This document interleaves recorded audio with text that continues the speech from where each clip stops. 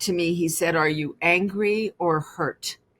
And I thought about it and I said, "Well, obviously, Dad, both, but I think I'm more angry." And he said, "Great, that's good." He said, "Now keep that ice cold, not red hot."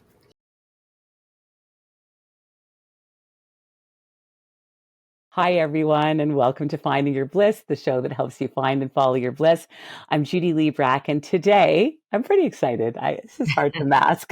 I'm joined by legendary Canadian journalist, acclaimed broadcaster, diplomat, entrepreneur, author, and senator, Pamela Wallin. When I heard that Pamela Wallin had written a new book called Cats, True Tales and Life Lessons from a Purring Companion that she co-authored with her beloved cat of many years, Kitty, I was intrigued, a bit surprised, and in the end, delighted by it all. Then came the golden ticket, an invitation from Rebooks' Rebecca Eckler to attend Pamela Wallin's much anticipated book launch. And I, like many, was very excited. So off to a very well-appointed evening at Type Books in Toronto with some celebrities in the crowd, the greatest of all, of course, being Pamela Wallin herself, who was dressed to the nines in chic black with a dazzling and glittering scarf set off by her gorgeous blonde coif.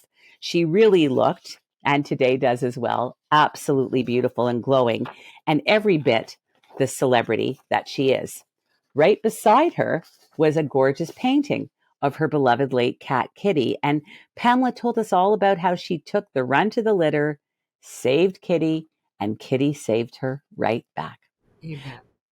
Pamela has written 3 other books titled Speaking of Success, The First Man in My Life, and Since You Asked, she's received numerous awards and honors for her contributions to journalism and public service, including the Order of Canada in 2007. Born on April 10th, 1953 in Wadena, Saskatchewan, Pamela began her career in journalism as a reporter for CBC Radio in 1974. She went on to work for a number of media outlets, including the Toronto Star, Global, and CTV News, before becoming a co-host of CTV's daily talk show, Canada AM, in 1985. And of course, her own show, Pamela Wallin Live, which debuted in 1995 and was seen 5 nights a week on CBC News World. Those were the glory years, and she was at the helm of it all. In addition to her work in broadcasting, Wallin's been active in public service. She served as Consul General of Canada in New York from 2002 to 2006 and was appointed to the Canadian Senate in 2008 by then Prime Minister Stephen Harper. She is currently a Canadian senator and has been since 2009. Senator Pamela Wallin, what an honor it is to have you here. Welcome to Finding Your Bliss. Thank you, Judy. That was lovely. But I'm feeling very old when you read through all of that long list. You're not. You're young and beautiful. And I can't wait to dive into your wonderful new book, Cats, and congratulations on that. It's about so much more than meets the eye. I never thought a book about cats could be so, thrilling and journalistically beautiful. But I just want to go back for a moment in time to you really as one of the most respected and beloved journalists in our country, who in your years at CTV, as mentioned, Canada AM and CBC, and of course on your incredible show, Pamela Wallin Live, you interviewed movie stars, heads of state, royalty, authors, musicians, singers, scientists, thought leaders, and fascinating personalities. And no one did it like you. And I watched many of your interviews, but one really blew me away. And you're going to be surprised by this because he's not even that well known by all Canadians, but he's country music singer George Fox. And I just watched, first of all, you look beautiful in that interview. That was on your Pamela Wallin show. And you connected with him. Yeah. It was more than an interview. It was a conversation. It was a dance. And I noticed how you always find their humanity in every interview that you do. There's so much respect for the person you're interviewing. And I think you admire the humility in your guests because you've got that as well. And I thought to myself, wow, I'm getting the shivers as I say this. Pamela Wallin has interviewed everyone, and she still remains humble about it all. And then when I read your 2001 book, Speaking of Success, which included hundreds and hundreds of interviews, and I know dear Shelley Andrews, a fellow journalist and Yeah. classmate of mine, was helped you cull a lot of that together. I noticed in reading that earlier book that there's often a common denominator of a successful and great person with good ethics and values as having a happy childhood. And you had that in spades. And in fact, in that book, Speaking of Success, you talk about how little of what you've done in life would have been accomplished without your family. And you write about each of them, your sister, father, and mother, and how your mother was your teacher in the truest sense of the word, giving you time to think about what truly matters most. And as always, it's family. And so in those thousands of hours of conversations with truly remarkable people that you said have changed your life, I think you realized ultimately that when you talk about success, it's just really about becoming a successful human being. Does that still ring true even more these days, 23 years after you wrote that earlier book, Speaking of Success? It totally, absolutely, and completely does. Success, if you define that by the size of your bank account or the number of floors in your home, you're probably not going to be a really, really happy, satisfied person about life. If you count as success whether or not you feel you have touched people throughout your professional life in a positive way, if you've helped or guided or let them share a story, that's success. If you are kind to others, that is success. If you have friends and family that love you and care about you and are there to receive your love in return, then that's what success is about. The rest of it is a work, a job, a profession, something, and I've loved every minute of my work life. But you're not defined by that. You can't be defined by that. Absolutely. But I think that happy childhood that you had gives you a Oh yeah. cushion. So even when difficult things happen, like you were let go from the CBC for a very brief time, you were back there on News World with Pamela Wallin live not long thereafter. Yes. But you co-hosted that prime time for years with Peter Mansbridge. And you did something so important when it comes to this show regarding reimagining your purpose and calling. You just pivoted and shifted Yeah. and dug deep. And it ended up being one of the best things that could have ever happened to you. You went out Absolutely. for dinner with a business friend who gave you some great advice, which led to Pamela Wallin Live, one of the best things you've ever done, as you've said. Can you tell us what happened? It was really, I was still in love with journalism, but not in love with the options that I had, the forums in which I had to practice that, the big networks. And I had talked with my friends about this and could you start a business and could you sell programming? It seems very obvious today, but 25 years ago, it was not obvious that you would go out and do an independent production and sell that back to either the CBC or CTV. So I called this friend of mine and we had lunch anyway regularly. And he said, well, what are you going to do? And I said, well, I want to start a business, but I don't know anything about that side of it. I can do the journalism. I can do the interviews. I can do the homework. I've got the right people in my life. And he looked at me puzzled and he said, can you balance your checkbook? And I said, well, I can. I said, I don't always do it, but I am capable of that. And he said, well, that's it. He said, that's running a business. You have to have more money coming in than is going out. And as long as you've got that, you've got the other side of it covered. So do that. And it was so liberating. It was, oh, okay. I can do that. And he gave me, I think, the confidence in a sense to say, give it a shot. I have learned that in my life over and over and over again, that if you just take a risk, if you just say yes when somebody presents an opportunity or presents a piece of advice that you'd been looking for, that you needed to hear, something that resonated with you, if you say yes to that opportunity, you're always going to be glad you did. It gives you so many more options in life than just saying, I'm fearful, I don't want to leave the paycheck or the job or the office or the relationship or the house. You can grow, you can continue to grow, continue to experience things, embrace change. I'm just, I will say that I think I've been lucky, but I will also say that I think I've worked hard to become lucky. And those two things need to go together. Well, I have to say, as Oprah Winfrey says, in the midst of every difficulty lies great opportunity. Tony Yeah, Bennett, who you've interviewed, said you learn from failure, you don't learn from success. correct. And as Deepak Chopra said, experiences are not what happens to you, it's how you deal with it. So you're interviewing people 5 days a week. You're doing this show. It's fascinating. Was there an epiphany, just briefly, of one of the many, and I could list this cornucopia of people that you've interviewed, from royalty to movie stars and authors and thought leaders. The list is incredible. Gloria Steinem's and Martha Stewart, who I think you had a wonderful moment Yeah. regarding workaholism, and so many others. Was there one that even like sometimes at night you just sort of go, God, that was There, good? it has been really Graham Kerr, the cookbook person, right? In one of the early days, he wrote about food with such passion. And we were, we weren't there to talk about recipes. We were there to talk about life, the things that matter.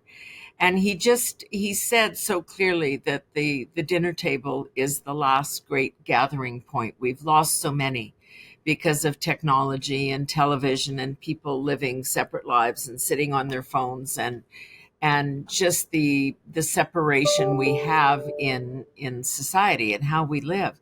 And he just talked about the dinner table, and it was so important to me because that's how I grew up.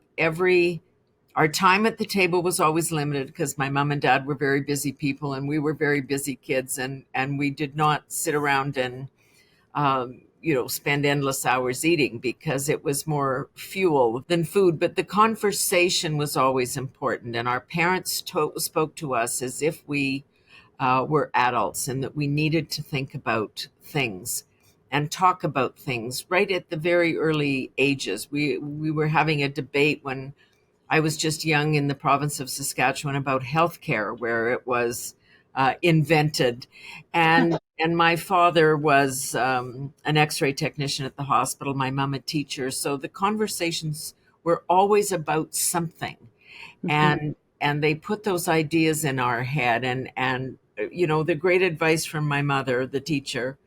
I want you to always speak your mind, honey, but only once that mind is informed. Yes. And my dad, who when we would, I mean, there was no internet, there was no Google, no Wikipedia, nothing. And we would ask questions when we were doing homework, and he would say, well, go and look it up and then we'll talk about it. So we went to the books, to the encyclopedia, and then, as promised, he would add what he knew. He was a voracious reader, so he understood history and context. So I did have a great childhood. We were actually, I think, I don't know how we'd even been described now, but we were poor, but we just didn't know we were poor because everybody else in town was in the same position.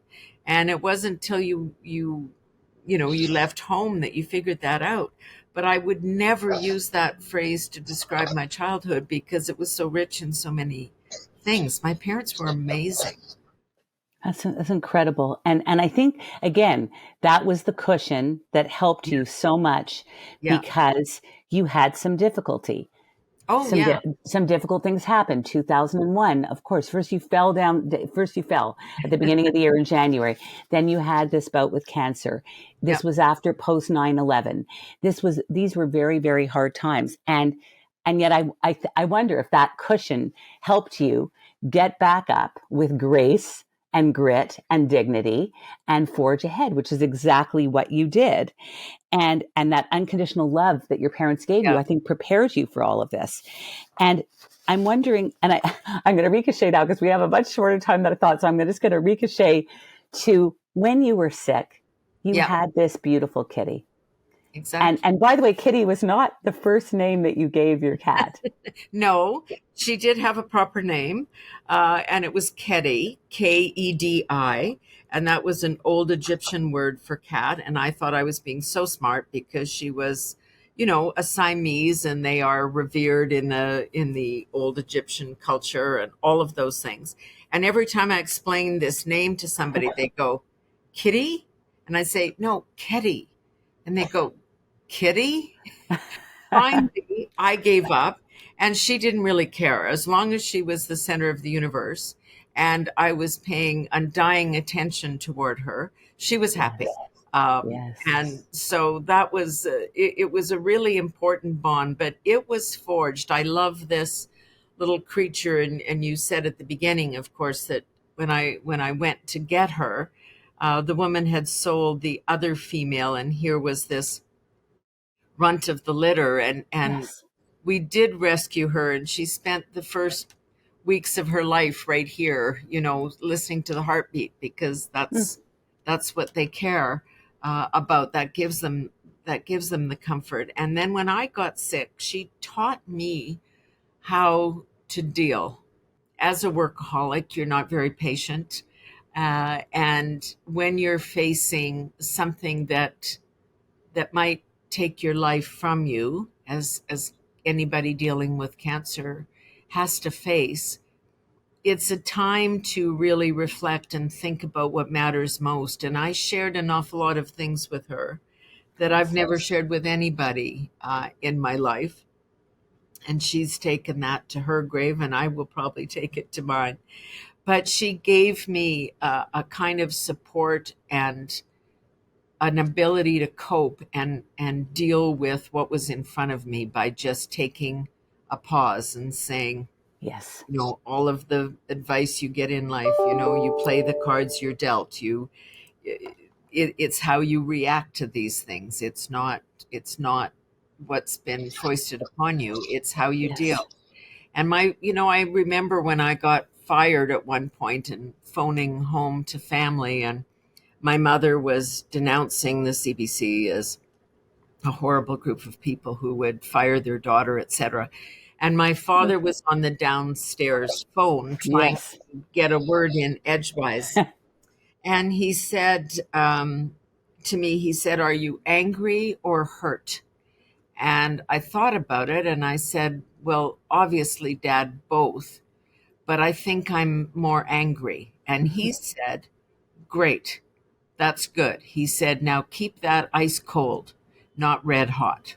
Yes. And I thought, what on earth does he mean?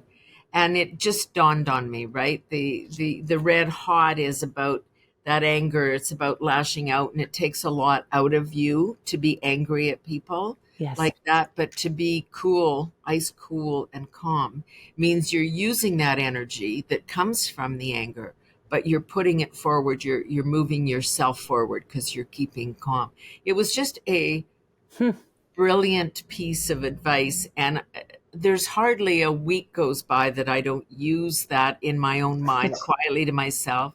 When you're dealing with people with whom you differ, or you think their behavior is rude, or whatever they do on the subway or the airplane or wherever you might be. Yes.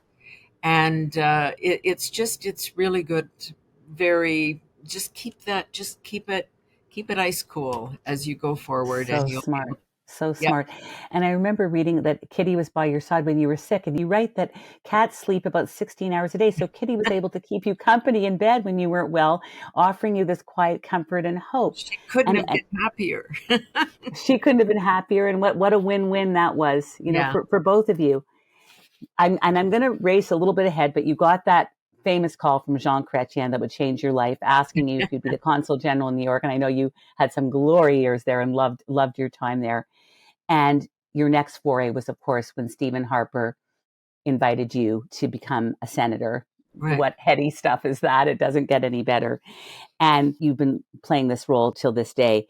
And I just want to ask you, like, how do you think being an acclaimed journalist has served you as a senator, just briefly, and then we'll really dive into the book. It's the same skill set. Everything in life is about the conversations that you have with the people around you. After 9/11, going to New York, where our countries were, the relationship was frayed. Many people thought the terrorists had come across the Canadian border. And that was, of course, not true in that case. And it was about having the right conversation with the right people and bringing the people that needed to talk to the table and managing that, knowing who to put at the table. This is all a core journalistic skill.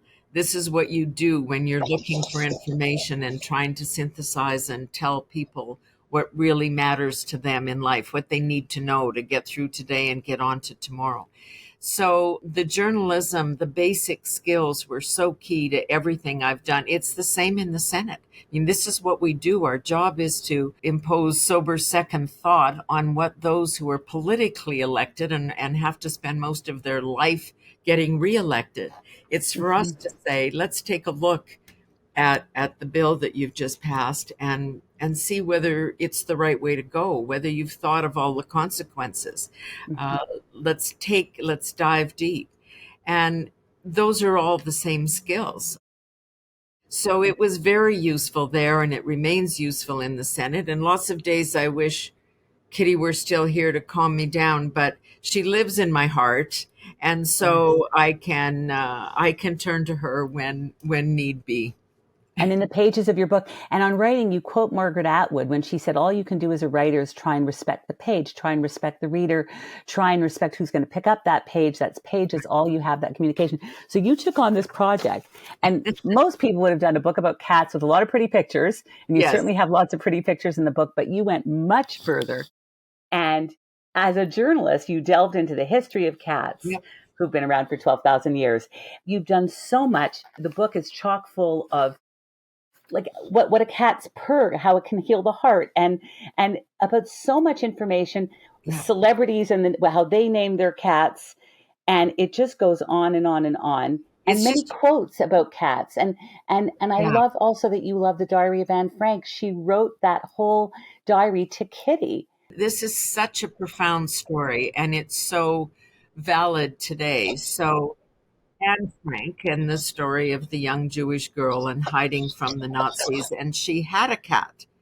And that was a very important companion to her. But as she wrote the story, which we have all read many years on as the diary, she called her diary Kitty. Yes. Which conjures up for me, and I think why I related to it so much is that that's what my Kitty was for me during those very tough times, that I could put things in my diary. She was my living diary where I could share the fears and the thoughts that you dared not speak aloud, and the things that you wish you'd done in life and the things you wish you'd said to others.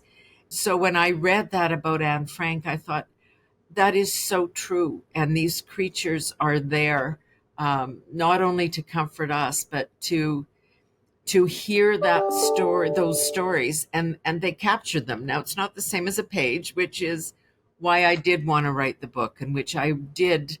Your natural curiosity as a journalist, you can't help it. So when you start to write about them, then you have to know more and know and more and more, and then you want to share them. But the quotes were the ones that, that I just loved the most. Mark Twain, a cat cannot be made the slave of a leash.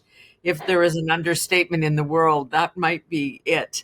Margaret Mead, the renowned anthropologist, who said, everybody needs someone in their life to wonder where you are if you don't come home. Yes. I mean, this is a woman who lives and breathes science, who understood that the heart is key to understanding everything about being human.